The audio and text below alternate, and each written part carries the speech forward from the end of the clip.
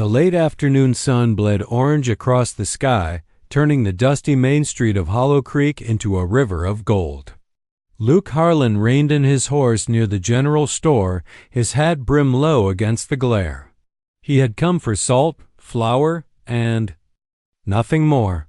That was his way. Come in, keep quiet, leave. The town liked him that way, and he liked it even more. But today, the usual rhythm of the street was broken by a sharp, slurred voice. Somebody take her, ain't worth feedin'. Luke turned toward the noise. A man thin as a fence post, his shirt stained with sweat and whiskey, stood swaying in front of the saloon. Beside him, a small girl clutched the hem of her faded dress, her eyes fixed on the ground. Her hair was tangled, her feet bare, and she held a rag doll that looked one breath away from falling apart. She's deaf. The man bellowed to know. One in particular. Can't hear nothin', can't talk right. Ain't no good for work. The street slowed. A shopkeeper leaned in his doorway. A few men at the watering trough looked over, muttering, but no one stepped forward. Luke stayed still, watching from the shadow of his horse. The drunk man's voice cracked into a plea. Come on, I'll sell her cheap. Just enough to buy me a drink. He laughed, an ugly, hollow sound. Luke's jaw tightened. The sight clawed at something buried deep, memories of a thin, coughing girl in a dim cabin years ago. His sister Emma. She'd been fragile, with a laugh like wind chimes, gone before her 10th year. He remembered the way folks had looked at her too, like she was trouble, like she was less. Before Luke knew he'd made a choice, his boots were hitting the dirt. How much? He said, his voice low but cutting through the murmurs. The drunk blinked, then grinned with rotting teeth. For you, rancher, let's say $5. Luke pulled coins from his pocket, the metal clinking in his palm. 3, he said flatly. The man's eyes darted to the saloon doors behind him, thirst winning over pride. Fine, take her. Luke handed over the money without ceremony. He crouched down to the girl's level. What's your name? He asked gently. She didn't look at him. Her gaze stayed fixed on her doll, fingers twisting its limp fabric. The man snorted. Told you she can't hear. Waste o' breath. Luke didn't reply. He took her small hand in his, feeling how cold it was despite the heat, and led her toward his horse. The townsfolk watched openly now, some with curiosity, others with the kind of suspicion reserved for anything that didn't fit their narrow order. At the hitching post, Luke lifted the girl onto the saddle.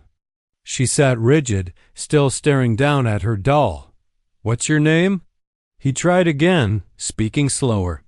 This time her eyes flickered to his for a heartbeat, gray, wary eyes. Then she looked away. Luke swung into the saddle behind her, one arm holding the reins, the other keeping her steady. Without another word to the crowd, he guided the horse toward the edge of town. The street fell behind them, replaced by the open land, sagebrush stretching to the horizon, the sound of hooves thudding against the packed earth. The air smelled of dust and summer grass. Luke felt the tension in the girl's small frame, the way she stayed upright and still, as though bracing for something unseen. Name's Luke, he said after a while. You'll be safe now. She didn't answer. Maybe she hadn't heard him. Maybe she had died as the ranch came into view, a lone cluster of buildings. Against the backdrop of low hills, Luke knew he'd just taken on more than he'd planned. He'd come to town for supplies, and now he was bringing home a child who, by all accounts, couldn't hear a word he said, but the image of her standing barefoot in the street, under the sun, with that drunk man's hand gripping her arm, Luke knew he couldn't have done otherwise. The girl hugged her rag doll tighter as they rode through the gate. Somewhere deep inside, Luke felt the past stirring again. He didn't know yet that the girl could hear. He didn't know the truth she carried. All he knew was that Hollow Creek would have something new to talk about come morning, and that for the first time in a long while, The silence on his ranch wouldn't feel quite the same. The wind was already cooling by the time Luke led the horse into the corral. The prairie had a way of swallowing heat and light as soon as the sun began to drop, and the shadows stretched long across the yard. Anna slid down from the saddle without a word. She landed lightly on her bare feet, clutching the rag doll to her chest. Luke studied her for a moment, thin arms, bony wrists, hair falling in uneven strands. She couldn't have been more than 10, maybe 11. "This way," he said, nodding toward the house. She followed without hesitation, though her steps were careful, measured. He noticed she kept close enough to him to seem under his protection, but not close enough to touch. Inside, the cabin smelled faintly of wood smoke and coffee grounds. It was a plain, sturdy place. A wide hearth, a table built by his own hands, shelves lined with jars of beans and flour. Luke struck a match, lit the oil lamp, and the room filled with warm, amber light. "You can sleep here." He pointed toward the small bedroom off the kitchen, a space he hadn't used since Emma died. A narrow bed sat against the wall, the quilt still neat from the last time he'd laundered it months ago. Anna stepped into the room, her gaze sweeping over the space like she'd never been somewhere so tidy. She placed her doll on the bed, smoothing its frayed dress before turning back to him. "You hungry?" Luke asked. She just stared at him, her expression unreadable. He gestured toward the table and pulled a loaf of bread from the cupboard, slicing off a piece. He poured milk into a cup, setting both in front of her. Anna hesitated, then sat. She ate slowly at first, then faster, as if afraid the food might disappear if she didn't finish it quick. Luke watched from across the table. Every few bites, she glanced up at him, her eyes darting away whenever he caught her looking. When she finished, she wiped her mouth with the back of her hand. Luke pushed a small basin of water toward her. "Wash up, then get some rest." She obeyed without question, her movements precise and quiet. It struck Luke how little sound she made, no scuff of feet, no clearing of the throat. Just silence. That night, Luke sat by the fire long after she'd gone to bed. The wind rattled the shutters and the fire popped, but inside his mind, the noise was louder, the image of her standing in the street, the drunk man's grip, the blank look in her eyes. He'd never intended to take anyone into his home again. He was a man who preferred the company of cattle and the certainty of the land. People left, people died, he'd learned that lesson young. But there she was, asleep under his roof. The next morning, Luke found her awake before dawn, sitting at the table with her doll in her lap. She looked toward him as he stepped into the kitchen. "You don't sleep much?" he asked out of habit. No answer. He poured coffee into his tin mug, then pulled a plate of biscuits from the cupboard. "You can help with chores today," he said, speaking clearly and gesturing toward the door. Outside, the air was crisp, smelling of dew and dust. Luke led her to the chicken coop first. He motioned to the nesting boxes, showing her how to collect eggs without cracking them. She copied him exactly, careful, deliberate. They moved on to the barn, where he introduced her to the horses. She reached up to touch the nose of his sorrel mare, and for the first time since he'd met her, her lips curved into the faintest smile. Luke noticed it, but didn't mention it. By noon, she'd followed every gesture, every silent instruction, without a single word. She worked fast, never needing to be told twice. That night, as they sat by the fire, him mending tack, her sewing a loose seam on her doll, Luke found himself speaking aloud even though he knew she couldn't hear. "World's a hard place, Anna," he said quietly, "but I reckon it doesn't have to be cruel." She didn't look up, but something in her posture shifted, just barely. Luke didn't notice the way her fingers slowed on the needle. He didn't see how her eyes flicked toward him, sharp and quick at the sound of his voice. If he had, He might have realized the truth sooner, that the girl who was supposed to be deaf had just heard every word. By the end of the first week, Luke had settled into a new rhythm, one he hadn't asked for, but one that seemed to come naturally. Anna fell into it too. She rose with the sun, worked without complaint, and returned to the house with her small hands covered in dust or chicken feathers. She learned fast, like she had been doing this her whole life. Luke would catch her sometimes, standing in the corral while the horses grazed, her fingers brushing against the fence rail as though she were counting the ridges in the wood. She rarely smiled, but when she did, it came quick and disappeared even quicker, like she wasn't sure she was allowed to. The townsfolk, of course, had begun to talk. Luke Harlan bought himself a deaf girl. Heard she's from that no-good drunk who owes half the saloon. What's he want with her anyway? Luke ignored it all. He'd never cared much for gossip, and he wasn't about to start. Still, he noticed how Anna kept her eyes down. Whenever they rode through town for supplies, how her small shoulders tightened like she was waiting for a blow.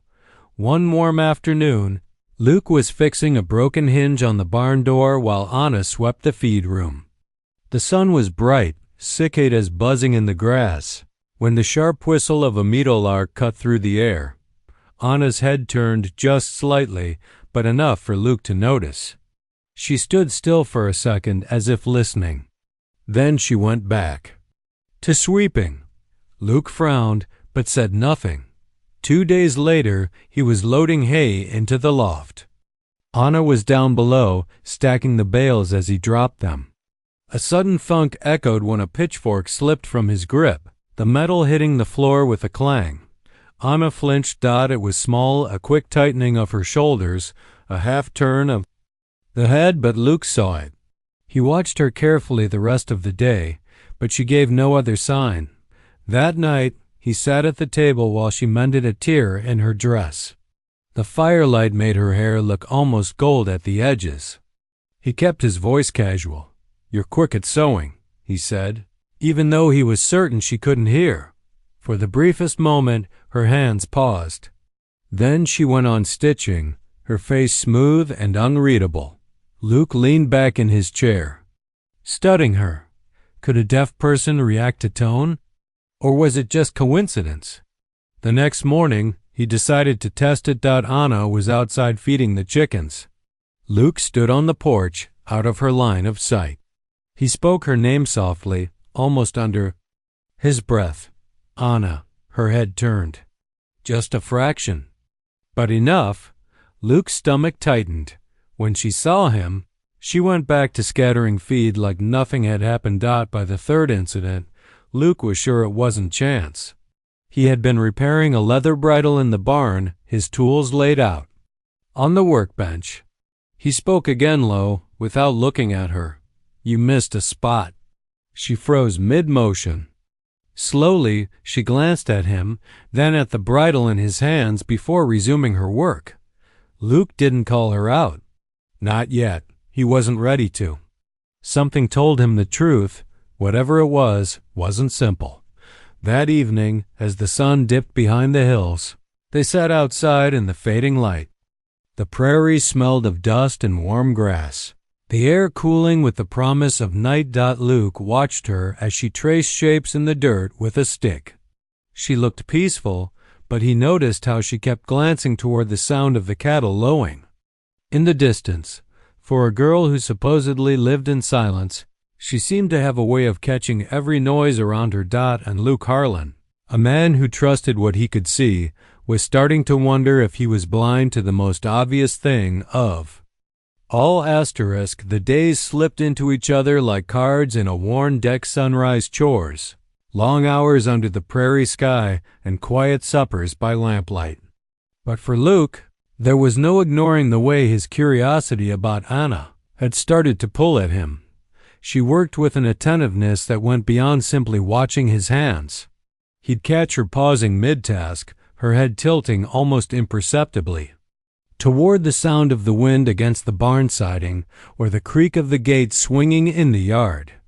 If she truly couldn't hear, Luke thought, then she had an uncanny instinct for things that made noise.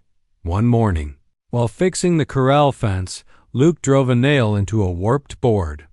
The hammer slipped and clanged against the post, the ring of metal sharp in the still air. Anna, kneeling a few yards away to weed the garden, straightened abruptly and turned her head.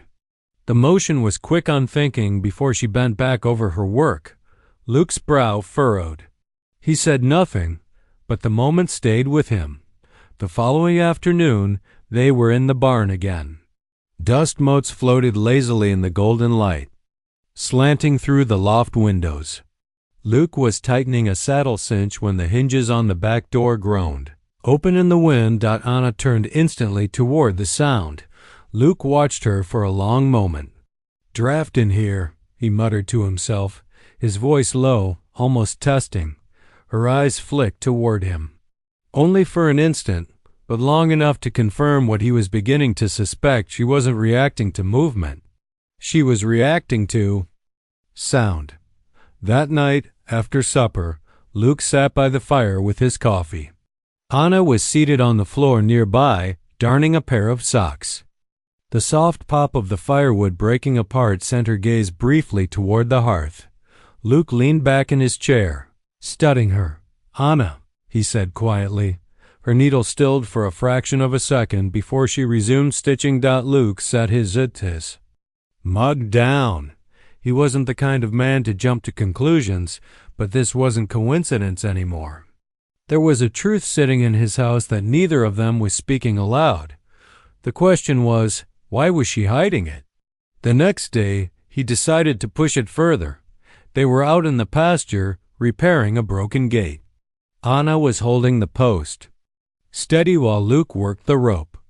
Without looking at her, he said in a low voice, "Step back a bit." She obeyed instantly. Luke's grip tightened on the rope. "You understand me," he murmured, still keeping his eyes on the post. Anna froze. Her hands tightened on the wood, her body stiff as a deer caught in the open. But she said nothing. By the time they returned to the house, Luke had made up his mind he needed an answer, and soon. But something in the way she avoided his gaze told him that pushing too hard might shut her down completely. That night, the sky outside was bruised with clouds, the air heavy with the scent of rain. Luke sat at the table, mending a strap. Anna busied herself near the stove, her movements steady and deliberate. When a low roll of thunder cracked in the distance, she flinched, just slightly. Her hand stilled on the counter, and for the first time since she'd come to his ranch, she looked uneasy. Luke watched her in the flickering lamplight, his suspicion now as solid as the boots on his feet. Whatever she had been told to pretend, whatever fear had been planted in her was about to come to the surface, and Luke Harlan, who had spent years avoiding other people's troubles, realized he was already neck-deep in hers. The rain came at dawn, hammering the roof in a steady, cold rhythm. By the time Luke stepped outside, the ground was slick with mud, the air smelling of wet earth. Anna was already at the chicken coop, her dress clinging damp against her frame. As she worked the feed bucket, he walked over, boots sinking into the soft ground. "You'll catch a chill if you stay out here soaked," he said, knowing she wouldn't or shouldn't respond, but she glanced at him. Quick, almost reflex. That was it. Luke decided the wondering had gone on long enough. After breakfast, they worked in the barn, sheltering from the storm. Luke busied himself repairing a fence rail on the workbench while Anna swept the floor, her small frame moving back and forth in the dim light. The rain drummed overhead, masking smaller sounds, but Luke had a plan. He waited until she was turned away, her focus on a dark corner where straw and mud collected. Then dash without warning. He dropped his hammer. It hit the wooden floor with a sharp clang that cut through the steady patter of rain. Anna's shoulders jolted. She spun halfway toward the sound before catching herself, her back stiffening. Luke straightened slowly, meeting her gaze. She froze, her fingers gripping the broom, handle tight enough to turn her knuckles white. "You heard that," he said quietly. She shook her head. Too quick. Luke stepped closer, his boots creaking against the boards. Don't lie to me, Anna. You heard it. Her lips parted like she might speak, but no sound came. She gripped the broom harder, then set it aside and moved toward the stall. Door as if she could escape the conversation entirely. Luke caught her arm, not rough, but firm enough to make her stop. I'm not going to hurt you, he said, his voice low, steady. I just want the truth. She stared at the floor. The rain filled the silence between them. Luke softened his tone. I've seen it. The way you turn when the chickens cluck. How you stop when thunder rolls. You can hear me, can't you? Anna's breathing quickened. Her free hand twisted in the fabric of her dress. Finally, she gave the faintest nod. Luke let out a slow breath. Why pretend? Her eyes darted to him, gray, sharp, and filled with something he couldn't name at first. Then he saw it. Fear. Not the kind that came from him, but from something older, deeper. I can't, she whispered.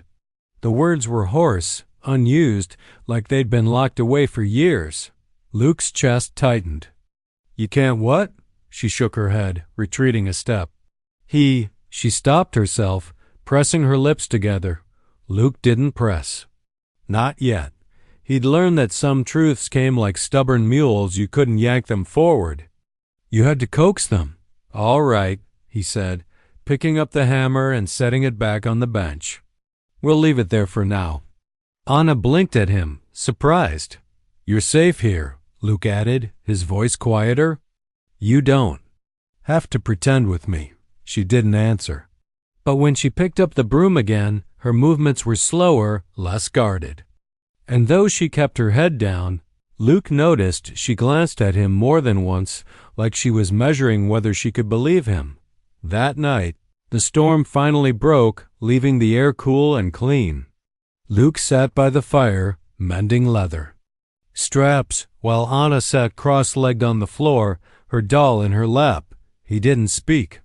Neither did she. But the silence between them felt different now, not empty, not distant. It was a silence waiting for something. Luke knew. It wouldn't be long before the rest of the truth came spilling out. Asterisk. The night came colder than it should have for late summer, the wind slipping through cracks in the cabin walls with a restless sigh.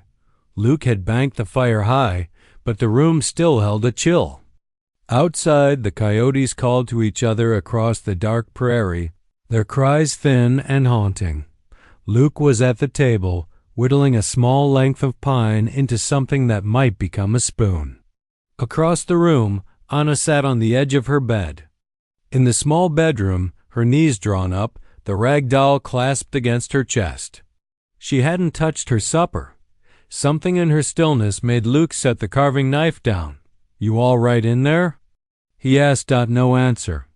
Not even the faint flinch she'd sometimes give when she pretended she couldn't hear him. She just stared at the floorboards, her face pale in the lamplight. Luke crossed the room and crouched beside her. Talk to me. Anna. Her fingers tightened on the doll until the fabric strained. Her lips trembled like she might try to speak, but couldn't make the sound come. Is it about your hearing? He asked quietly. Her head jerked just slightly. Then she whispered, so faint he almost missed it. He told me not to. Luke's jaw clenched. Your father? Anna nodded once. Why? She swallowed hard, the effort visible in her thin throat. If people think you're deaf, they don't want you, she said in a halting, uneven voice. They think you can't hear their secrets. They leave you alone. Luke's stomach turned at the thought. And he wanted you left alone? Her eyes filled with something sharp anger. Pain and shame all tangled together. No, he wanted people to think I wasn't worth taking. Luke understood then. It wasn't protection, it was control. Her father had made her small on purpose, made her powerless, so she couldn't fight or run. Anna went on, her voice breaking in places. If they thought I could hear, if they thought I could work, they might take me away from him. He said that's worse than staying, but he lied. Luke felt the muscles in his shoulders tighten. What did he do to you? She shook, her head hard, her hair falling across her face. Doesn't matter now. I'm here. Luke didn't push. He could see in her eyes that the rest of the story lived in a place she wasn't ready to open yet. But what she had told him was enough to make something settle, heavy and cold, in his chest. You're not with him anymore, Luke said, his voice steady. And no one's going to tell you to keep quiet again. Anna's breathing hitched, and she blinked fast, trying to hide the tears threatening to spill. You mean it? I mean it, Luke said. I've got no use for lies in this house. You can speak when you want. You can stay quiet when you want.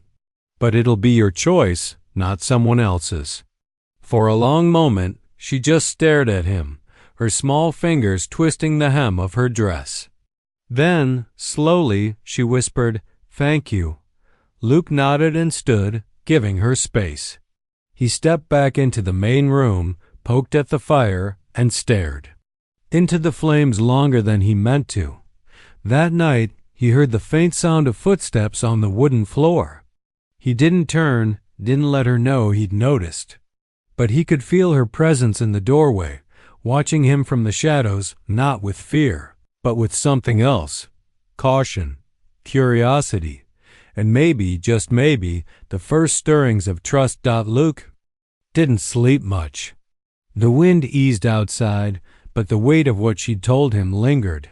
Whatever had happened before, whatever that drunk had done to her life, was over now. The trouble was, Luke knew the past never stayed buried not out here. The storm passed, but the air inside Luke's cabin felt heavier than the clouds outside. For 2 days Anna had been quieter than usual, not the silence of a deaf girl, but the stillness of someone guarding a secret. Luke didn't push her. He'd learned over the months that trust grew in silence as much as in words. One evening, Luke sat at the table mending tack by the fire. The wind tapped at the shutters, the logs crackled, and somewhere outside, a coyote's cry split the night. He didn't notice Anna standing behind him until he felt her hand on his shoulder. He turned, meeting her eyes. She held out a folded piece of paper. Luke set down his leather strap and opened it. The handwriting was shaky but clear. I need to tell you something. Luke's brow furrowed. Go on, he said gently. She hesitated, then took the chair opposite him. Her hands trembled in her lap. I can hear, she said in a voice so soft, Luke thought for a moment he imagined it. His head jerked up, eyes narrowing not in anger, but in stunned disbelief. You. What? His voice was low, careful. Anna's gaze dropped to the table. I could always hear. My father, he told people I was deaf so no one would talk to me, so I wouldn't tell things. Luke's chest tightened. What things? She swallowed, eyes shining in the firelight. About what he did to my mother, to me, her voice cracked. He'd get drunk, angry. If people thought I could hear, they might listen to me. So he told them I couldn't. Luke leaned back, every muscle in his body stiffening. He thought of the drunken man shouting in the street the day he met her, the way the crowd had turned away. A lie wrapped in cruelty, left to rot in the middle of town. Why didn't you tell me sooner? He asked, though the answer was already forming in his mind. I didn't know if you were like him, she admitted, her lip trembling. But you never shouted. You never hurt me. You cared. The words hit him harder than any punch he'd ever taken. Luke reached across the table, laying his rough, calloused hand over hers. Anna, you're safe here. Always. For a moment, they sat in silence, the fire popping between them. Then Luke spoke again, his voice steadier. We'll go to the sheriff in the morning. Your father won't touch you again. But Anna shook her head quickly, fear flashing in her eyes. No, he'll come for us. He always does. Luke's jaw tightened. Let him try. That night, Luke sat in the rocking chair by the door, rifle across his knees. Sleep didn't come easy. He kept replaying her words, the betrayal she'd carried alone. Somewhere deep inside him, something cold and resolute took root. If the man ever set foot near this ranch, Luke would end it. Near dawn, Anna came out of her room. She didn't say anything, just sat on the floor by the fire, wrapped in a quilt. Luke glanced at her, the shadows under her eyes matching his own. The first light crept over the hills. Luke finally stood. "Get your boots on. We're going to town." Anna's brow furrowed. "To the sheriff?" "To the truth," Luke said. And in that moment, despite the danger, despite the uncertainty, Anna nodded. Because for the first time in her life, she believed the truth might actually matter. The morning sun spilled over the horizon, painting the fields in molten gold. Luke Harlan stood on the porch, his coffee cooling in his hand as he watched Anna scatter grain for the chickens. She moved with an ease now, her shoulders no longer hunched, her eyes no longer darting like a hunted animal's. Yet, beneath her calm, Luke sensed something unspoken still lingered between them. He'd lived with the truth for 2 weeks now that Anna could hear. He hadn't confronted her right away. Instead, he'd observed quietly, giving her the space to come forward on her own. Sometimes, late at night, he'd hear her humming softly in her room. Sometimes, he'd catch her tilting her head toward the sound of a wagon wheel before it came into view. And each time, a knot twisted in his chest, not from anger, but from the weight of knowing she'd had to hide this from the world. That afternoon, as the wind whispered through the wheat, Luke saddled his horse and found her mending a torn shirt. On the porch. "Come with me," he said simply. Anna hesitated, needle poised mid-stitch. "Where?" "You'll see." They rode in silence, the trail winding through the wide open prairie until they reached the ridge overlooking town. From there, the buildings looked like small wooden toys scattered against the backdrop of endless grass and sky. Luke dismounted, and Anna followed.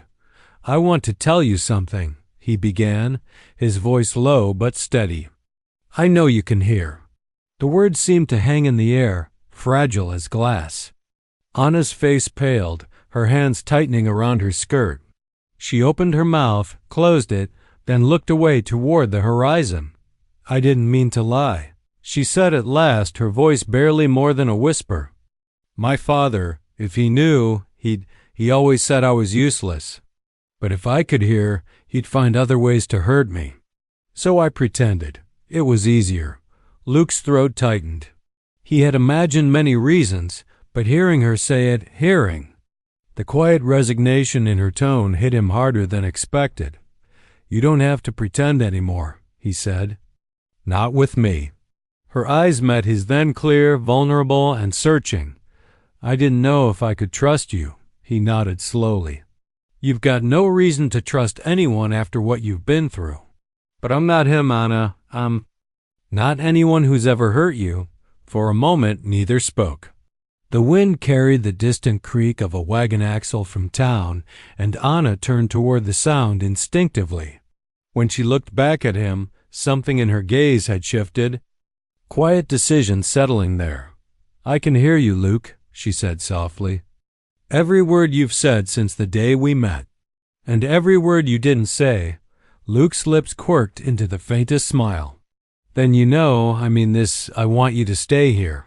As long as you want, as long as you need." She didn't answer right away. Instead, she stepped forward and wrapped her arms around him in a quick, almost startled embrace. He froze, then gently placed a hand on her back. When she pulled away, there was a light in her eyes he hadn't seen before, a spark of something fierce and alive. They rode home as the sun began to sink, the prairie bathed in shades of rose and amber. That night, Luke sat by the fire, carving a small wooden horse, while Anna hummed a tune in the kitchen, a simple lilting melody. She didn't try to hide it anymore, and in that moment, Luke realized something else. Maybe he had rescued Anna from her father, but she had rescued him too. From years of silence, from walls he had built high and wide. When the last notes of her humming faded, she stepped into the room and sat across from him. "You know," she said with a shy smile, "I never thanked you for buying me that day." Luke shook his head. "You weren't bought, Anna. You were set free." Outside, the wind moved gently through the wheat fields.